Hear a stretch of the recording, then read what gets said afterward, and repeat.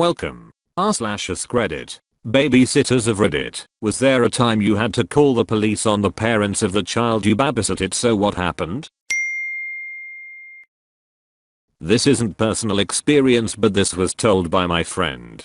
So, we have FM equals friend's mum, and C equals child. So FM was a babysitter. She had constantly looked after one kid as their parents had a lot of work to do. One time, the C asked what consent was. And then FM explains it all and everything. And at the end, FM said it's always okay to say no to sex. I think we can see where this is going, but just in case you don't, the child then said even to family?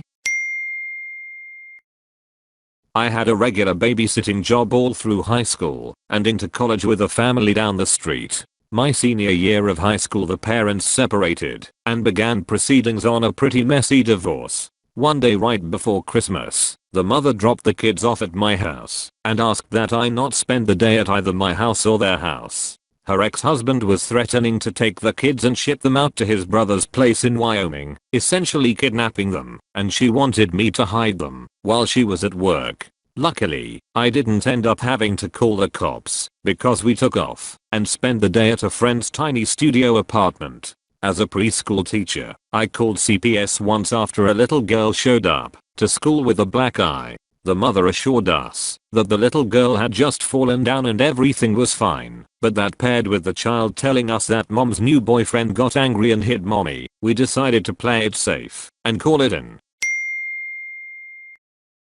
Not quite what was asked, but one time a small tornado hit next to our house while the babysitter was at our house. I got a frantic call from the babysitter where she kept repeating, "Your tree is in the driveway." It must have been pretty scary as the tree barely missed the house. We headed home immediately, but it took forever because trees were down all over the neighborhood and all the traffic lights were out. We tipped generously. The toddler was completely unfazed and having a great time playing with flashlights. I've been babysitting since I was 12. Worked in daycare, and I'm currently a nanny. I have called the police on a family I babysat twice. I've also filed a couple of CPS reports, but in my experience those didn't go anywhere. First time I called the police was because the child's mother didn't come home. She was supposed to be home by 1 AM, but just never came back. Parents are late a lot, so it wasn't that big of a deal until the sun started rising. Grandma picked up the baby and the cops found mommy passed out drunk by some bar. She did not hire me again. Second time was because when I was changing a diaper it was clear the toddler had been sexually assaulted. I'm not going to say how, but it was obvious. I almost think her dad wanted me to see because he was still there when I called the police, and it was just so obvious. It was a total shit show. Unfortunately, the child's mother got custody, even though she definitely enabled the behavior. Dad was arrested at least. I didn't exactly call the police myself, but I was once babysitting for a single mum who had a 3/4 years old. She was at a strange stage of life, but was essentially house sharing a council estate type house with a single dad. They weren't involved together, just housemates. He had 2 kids as well, 6 and 8 approximate. This guy was around while I babysat because I guess they had an agreement that they didn't look after each other's kids. He was nice and offered me food, although I'm pretty sure he was a bit of an alcoholic. At about 10 PM the mum of the 2 kids turned up, off her head drunk or high, and just starts to scream and shout at the dad. She's ranting and raving about something or other and hitting him, acting like an actual maniac. She was completely crazy. I just grabbed the 2 kids that I wasn't babysitting and took them into the room with the girl I'm babysitting to shelter. The mum keeps at it for a while until the dad eventually manages to shut her in a room and calls the police. They came and dealt with it. I gave a statement and that was that. It was really sad because the 2 little kids acted as if it was no big deal and they were used to it. I was pretty horrified. I didn't go back. Edited for spelling. Stupid autocorrect. I grew up in a major hoarder situation. It was pretty brutal, to be quite honest. I shared a bed with my mother until I was 14. I didn't ever have an adult to save me. I ended up realizing it was wrong and called CPS on my own mother. Every adult in my life failed me. I got removed from my mother a couple of days later for the neglect and abuse that I received. I still have contact with my mom and visit her quite a lot, but I can't forgive her. She's literally the reason I'm so messed up to this day. I have a relationship with her, but not a proper mother/daughter relationship. I live with my BF and his family now, and I'm safe and receiving pretty below adequate therapy. We'll see what happens, but I'm working hard. Thank you for saving those kids' lives. Every abused/neglected child needs a you in their life.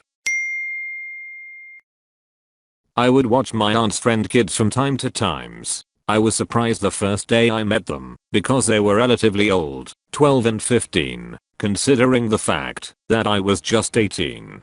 The cool thing about the low age difference was that we had a lot in common, and I really liked being around them. After a few times babysitting them, the older brother comes crying to me, saying that he needs to talk, his shirt covered in blood. Apparently he's been self-harming for a long time, and this time he cut too deep. I start panicking and immediately call my friend who recently became a nurse. I listened and I started shaking and feeling sick as I was hearing the horrific story of how his mother would molest him and how his dad had been physically abusing him as a punishment for seducing his wife. We then went to my friend's apartment where we called the police right away, and she took care of his arms. Thanks God, nothing too bad.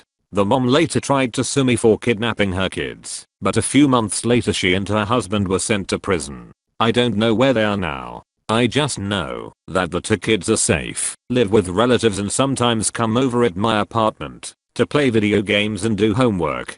Thank you guys for all the awards and the nice comments. Don't know if this counts, but I used to work at a summer camp when I was a teenager. About once a week we would all walk down the street to the community outdoor pool. There were two girls, 5 and 8, who were very shy and stuck to themselves a lot. We only had them for about 3 days at this point. I tried to include them in games, but it was like they didn't see anyone around them and just lived in their own bubbles. One day when we were getting ready to go to the pool, I was helping some of the younger kids put sunscreen on their backs. I remember asking the younger girl if I could help her, and she nodded. When I lifted up the back of her shirt to get her shoulders, she was absolutely covered in bruises and what I guess were cigarette burns. Every inch of her back. It was the most horrifying thing I'd seen at that point in my life. I was 16 myself, so I went to my boss and showed her the girl's back. Her older sister was exactly the same. We ended up calling the police and they came and got the girls that afternoon. The shape of the bruises almost looked like whip marks, like they were whipped with a belt, until it left insane bruises. It was so sad. Never saw those girls again. My mom ran a day home when I was 5 or 6. One of the kids, who was a few years older than me, kept trying to play a game with other kids where they get naked under the covers. He also kept crapping his pants. Like every day. My parents talked to him about it and wound up calling the equivalent of Child Protective Services on the parents. It turned out his mom's new boyfriend was molesting him basically every day. It broke my parents' hearts. I'm not sure what happened to him after that. I hope he's doing okay. Edit. My mom stopped running her day home after that and went into teaching adults. She had a master's in early childhood development, but says she couldn't bear to be the caretaker for children anymore. Having to tell that boy's mother what she suspected was happening broke her a little.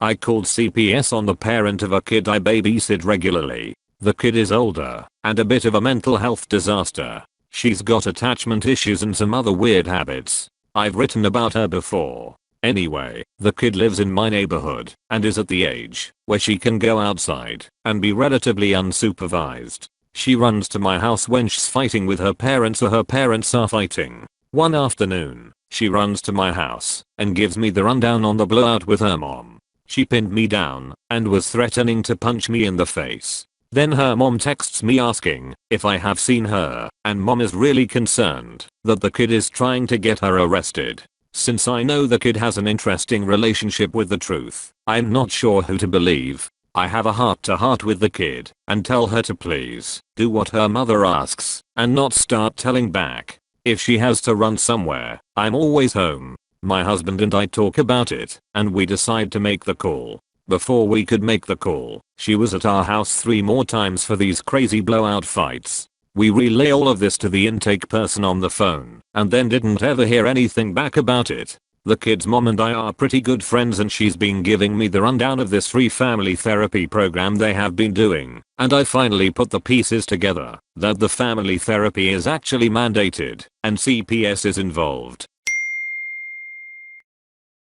Not a babysitter, but my elementary school called CPS on my parents. I was 8 when I started my period. I had gone to the bathroom and noticed that I had blood on my underwear, and I started to cry. It scared me. I hadn't been to the maturation program yet, nor had anyone given me any sort of talk, so I wasn't sure what was wrong with me. When I went to the office, they asked me what was wrong, and I said I was bleeding from my privates. Office ladies' faces dropped and went kind of grim. The school cop and social worker came to the school nurse office and asked me questions which I now understand were because they suspected I was being abused at home, since 8 is awfully young to be getting your period. My mom was called and she told the police and social worker that I had been starting to mature for a while now and I had already been taken to a doctor. They didn't believe her. I was taken away and stayed at some sort of residential facility until I was given an examination a few days later to confirm whether or not I was being abused.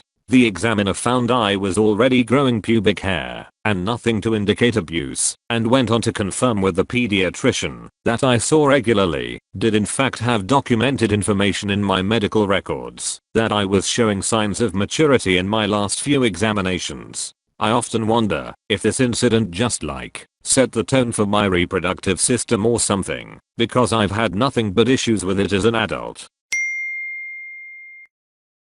Not the cops, but my mom called CPS. I was 14 to 16 and a neighbor had asked if I could babysit her 3 kids overnight.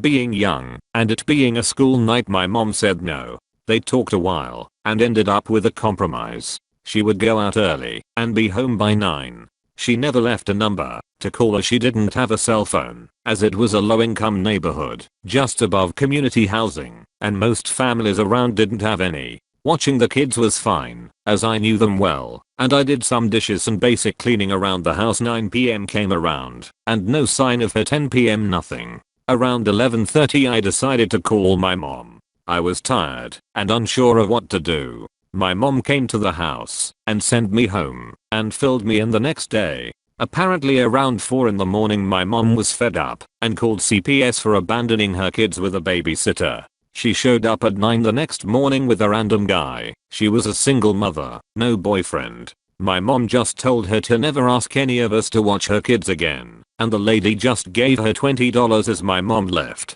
$20 for about 19 hours of babysitting.